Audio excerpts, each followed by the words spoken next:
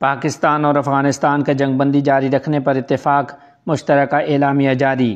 تفصیلات کے مطابق پاکستان اور افغانستان نے ترکیہ میں ہونے والے مذاکرات میں جنگ بندی جاری رکھنے پر اتفاق کر لیا اور استنبول میں دونوں ممالک کے درمیان جاری مذاکرات کا مشترکہ اعلامیہ جاری کر دیا گیا ہے۔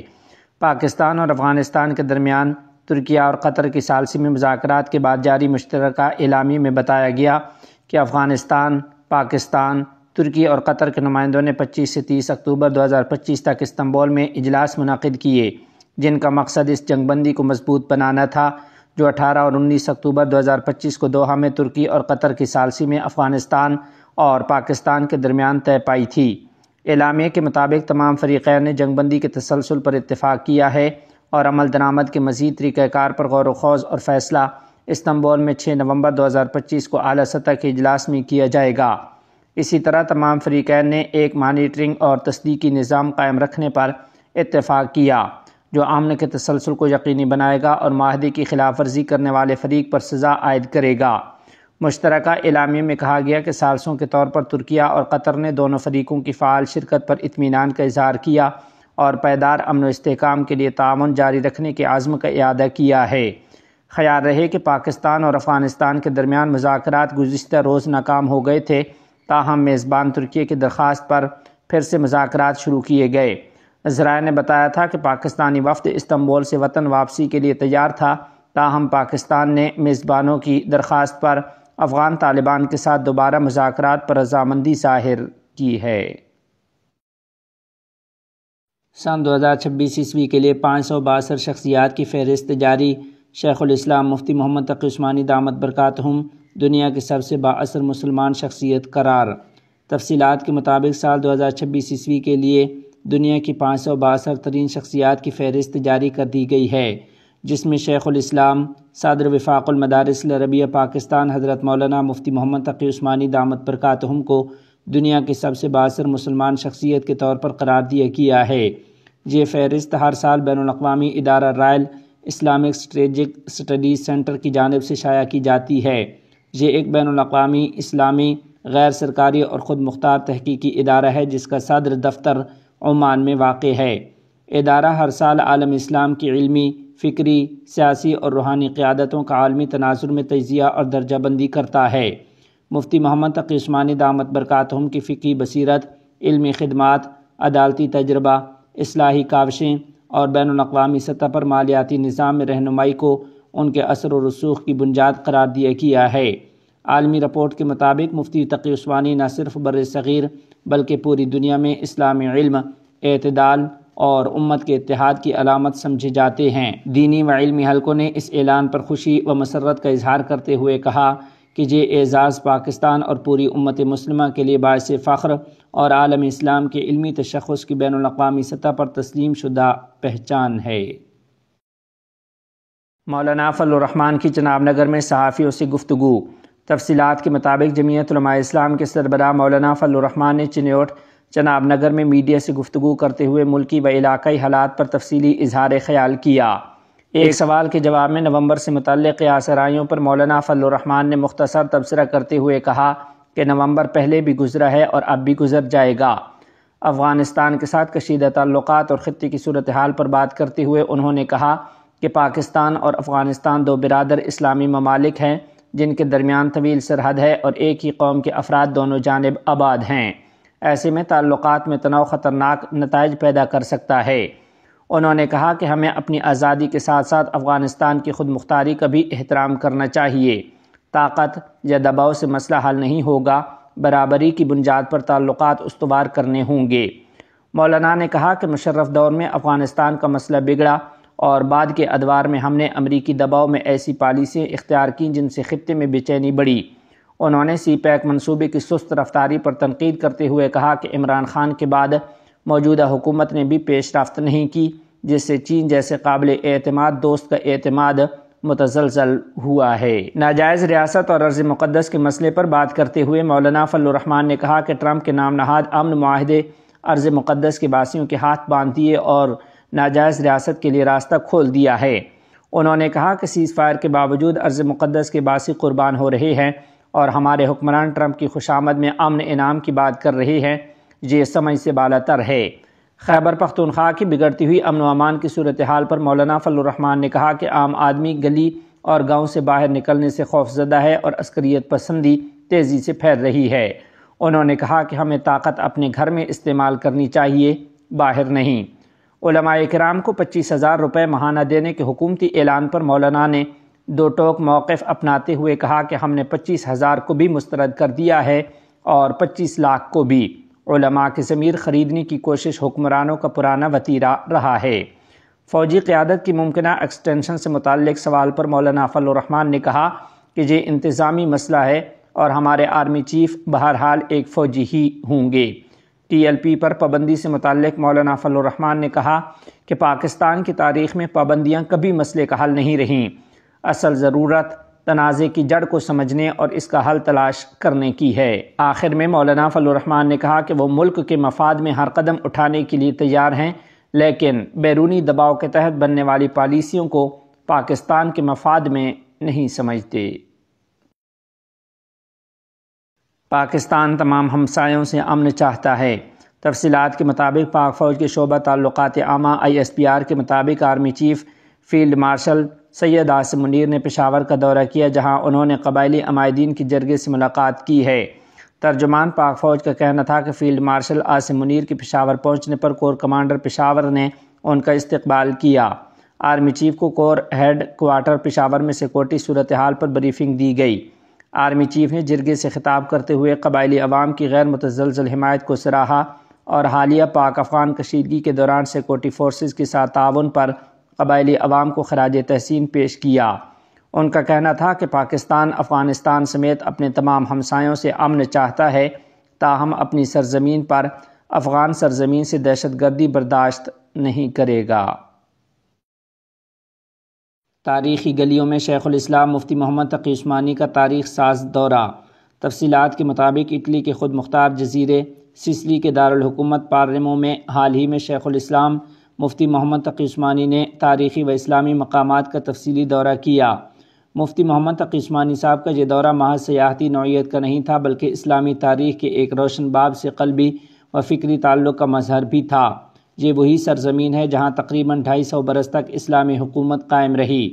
تاریخی روایات کے مطابق مسلمان خلیفہ سوم حضرت سیدنا عثمان غنی رضی اللہ تعالیٰ عنہ اور حضرت سیدنا امیر معاویہ رضی اللہ تعالیٰ عنہ کے ادوار ہی میں اس خطے میں داخل ہوئے تھے، تاہم سسلی کی حقیقی فتح امام اسد بن الفرات رحمہ اللہ کے ہاتھوں مکمل ہوئی۔ امام اسد بن الفرات رحمہ اللہ نہ صرف ایک نامور فقیہ، محدث اور قاضی تھے، بلکہ ایک جری مجاہد اور کامیاب سپہ سالار بھی تھے۔ ان کا تعلق شمالی افریقہ کے علاقے افریقیہ موجودہ تیونس سے تھا۔ وہ فقہ مالکی کے ممتاز فقیہ تھے اور امام مالک رحمہ اللہ کے شاگردوں سے براہ راست علم حاصل کیا تھا۔ خلیفہ زیادت اللہ نے انہیں سسلی مہم کا سالار مقرر کیا اور انہی کی قیادت میں جزیرے کے اکثر علاقے اسلامی سلطنت میں شامل ہوئے۔ ایک زمانہ تھا جب پالرمو، میسینیا اور سراکوز کی فضاؤں میں اذان کی صدائیں گونجتی تھیں اور قرآن کریم کی تلاوت سے مساجد آباد رہتی تھیں۔ آج بھی سسلی کے کئی تاریخی مقامات پر اس اسلامی تہذیب و ثقافت کے آثار نمایاں ہیں۔ مفتی محمد تقی عثمانی دامت برکاتہم نے اپنے اس دورے کے دوران انہی مقامات کا مشاہدہ کیا جہاں کبھی اسلامی علم، عدل اور تمدن کے چراغ روشن تھے۔ ان کی موجودگی نے گویا تاریخ کے ساتھ ایک روحانی ملاقات کا منظر پیش کیا۔ مبصرین کے مطابق مفتی تقی عثمانی کا یہ دورہ عالم اسلام کو اس گمشدہ شان و شوکت کی یاد دلاتا ہے جو کبھی یورپ کی سرزمین پر اسلام کے عروج کی علامت تھی۔ سوال یہ ہے، کیا امت مسلمہ ایک بار پھر وہ کھوئے ہوئے تابناک دن واپس لا سکے گی؟ انجینئر محمد علی مرزا کا جوڈیشل ریمانڈ مزید 14 روز کے لیے بڑھا دیا گیا۔ تفصیلات کے مطابق انجینئر محمد علی مرزا کو عدالت نے مزید 14 روزہ جوڈیشل ریمانڈ پر اڈیالہ جیل کے حکام کے سپرد کر دیا ہے۔ عدالتی ذرائع کے مطابق سماعت کے دوران تفتیشی افسر نے کیس کی پیش رفت سے عدالت کو آگاہ کیا اور مزید تحقیقات کے لیے وقت کی استدعا کی ہے۔ عدالت نے درخواست منظور کرتے ہوئے محمد علی مرزا کی جوڈیشل ریمانڈ میں 14 دن کی توسیع کر دی۔ ذرائع کے مطابق آئندہ پیشی پر کیس کی مزید کارروائی اور تفتیشی رپورٹ عدالت میں پیش کی جائے گی۔ رسول اکرم صلی اللہ علیہ وسلم کی سیرت پر عمل ہی صراط مستقیم کا راستہ ہے۔ تفصیلات کے مطابق بنگلہ دیش جامعہ پٹیا کے محتمم علامہ ابو طاہر قاسمی ندوی دامت برکاتہم نے کہا ہے کہ اگر مسلمان حقیقی کامیابی چاہتے ہیں تو انہیں اپنی زندگی رسول اکرم صلی اللہ علیہ وسلم کی سیرت کے مطابق ڈھالنی ہوگی۔ انہوں نے کہا کہ اللہ تعالیٰ نے امت مسلمہ کو جنت کا راستہ دکھانے اور سیدھی راہ کی ہدایت دینے کے لیے نبی کریم صلی اللہ علیہ وسلم کو دنیا میں بھیجا۔ آپ صلی اللہ علیہ وسلم نے صحابہ کرام رضی اللہ تعالی عنہم کو دین کے ہر پہلو کی مکمل تعلیم دی، اور صحابہ کرام رضوان اللہ علیہم اجمعین نے بھی نبی کریم صلی اللہ علیہ وسلم کی ایک ایک سنت کو محفوظ کر کے امت کے لیے مشعل راہ بنا دیا۔ علامہ ابو طاہر ندوی دامت برکاتہم کا کہنا تھا کہ آج 1400 سال گزر جانے کے باوجود بھی ہم احادیث اور سیرت کی مستند کتابوں کے ذریعے نبی کریم صلی اللہ علیہ وسلم کی تعلیمات سے رہنمائی حاصل کر سکتے ہیں۔ ان کے مطابق اگر امت اپنی انفرادی و اجتماعی زندگی کو سیرت رسول صلی اللہ علیہ وسلم کے مطابق تشکیل دے تو دنیا و آخرت دونوں میں کامیابی یقینی ہے۔ مولانا ابو طاہر ندوی دامت برکاتہم نے یہ باتیں دینی و سماجی تنظیم الامین سوسائٹی کے زیر اہتمام منعقدہ 3 روزہ تفسیر القرآن کانفرنس کے دوسرے روز خطاب کرتے ہوئے کہی ہیں۔ جمعیت علماء اسلام یورپ کے نائب صدر مولانا عبدالعزیز صدیقی کا انتقال، جمعیت علماء اسلام بنگلہ دیش کا اظہار تعزیت۔ تفصیلات کے مطابق جمعیت علماء اسلام بنگلہ دیش کے معزز مشیر اور یورپ جماعت کے نائب صدر معروف عالم دین مولانا عبدالعزیز صدیقی گزشتہ شام لندن میں انتقال کر گئے۔ انتقال کی خبر پر دینی حلقوں میں رنج و غم کی لہر دوڑ گئی۔ میڈیا کے ذریعے جاری کیے گئے تعزیتی بیان میں جمعیت علماء اسلام بنگلہ دیش کے صدر شیخ الحدیث مولانا عبید اللہ فاروق اور جنرل سیکرٹری مولانا منظور الاسلام افندی نے کہا کہ مرحوم مولانا عبدالعزیز صدیقی ایک مخلص، دین کے لیے وقف اور سنت کے خادم تھے۔ انہوں نے بیرون ملک اسلامی تعلیم کے فروغ اور جماعت کے تنظیمی امور میں نمایاں کردار ادا کیا۔ بیان میں مزید کہا گیا کہ مولانا عبدالعزیز صدیقی کے انتقال سے جماعت نے ایک تجربہ کار مربی، رہنما اور مخلص منظم کار کھو دیا ہے۔ ان کی دینی، عملی اور اخلاقی خدمات ہمیشہ یاد رکھی جائیں گی اور ان کی کمی کبھی پوری نہیں ہو سکتی۔ آخر میں انہوں نے دعا کی اور کہا کہ اللہ تعالی مرحوم کو جنت الفردوس میں بلند مقام عطا فرمائے، قبر کو جنت کے باغات میں سے ایک باغ بنائے اور غمزدہ خاندان، عزیز و اقارب اور خیرخواہوں کو صبر کی توفیق عطا فرمائے۔ الہ آباد ہائی کورٹ نے CRPF رامپور کیس میں 4 ملزمان کی پھانسی کی سزا منسوخ کر دی۔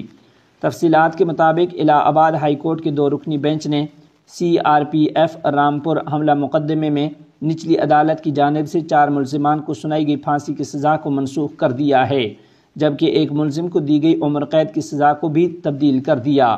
جمعیت علماء ہند کی جانب سے جاری کردہ پریس ریلیز کے مطابق عدالت نے UAPA کے تحت دی گئی پھانسی اور عمر قید کی سزاؤں کو کالعدم قرار دیتے ہوئے صرف ناجائز اسلحہ رکھنے کے الزام میں 10 سال قید کی سزا برقرار رکھی ہے۔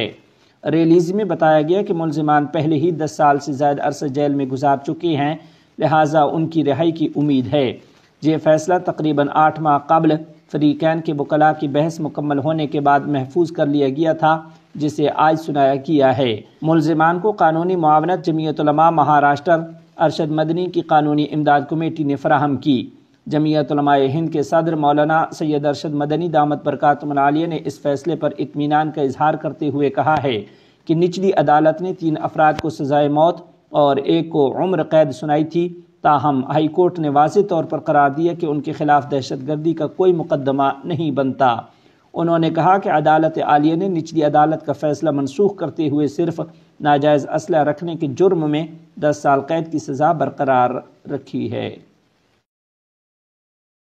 دمشق میں شامی صدر احمد الشرع کی جرمن وزیر خارجہ سے اہم ملاقات۔ تفصیلات کے مطابق صدر مملکت احمد الشرع نے دارالحکومت دمشق میں وفاقی جمہوریہ جرمنی کے ایک اعلیٰ سطحی وفد کا استقبال کیا۔ وفد کی قیادت جرمنی کے وفاقی وزیر خارجہ جناب جوہان فادیفول کر رہے تھے، جبکہ اس موقع پر شام کے وزیر خارجہ و اوورسیز امور جناب اسد حسن الشیبانی بھی موجود تھے۔ ملاقات کے دوران شام اور جرمنی کے درمیان 2 طرفہ تعلقات، سیاسی، معاشی اور انسانی شعبوں میں تعاون کے امکانات پر تفصیلی تبادلہ خیال ہوا۔ دونوں فریقوں نے خطے اور عالمی سطح پر تازہ ترین صورتحال پر بھی گفتگو کی اور باہمی دلچسپی کے امور پر اتفاق رائے ظاہر کیا ہے۔ فریقین نے اس بات پر زور دیا کہ سفارتی مکالمہ اور براہ راست رابطہ خطے کے استحکام اور دونوں ممالک کے درمیان تعاون کے فروغ کے لیے نہایت اہم ہیں، تاکہ شام اور جرمنی کے عوام کے باہمی مفادات کو بہتر طور پر فروغ دیا جا سکے۔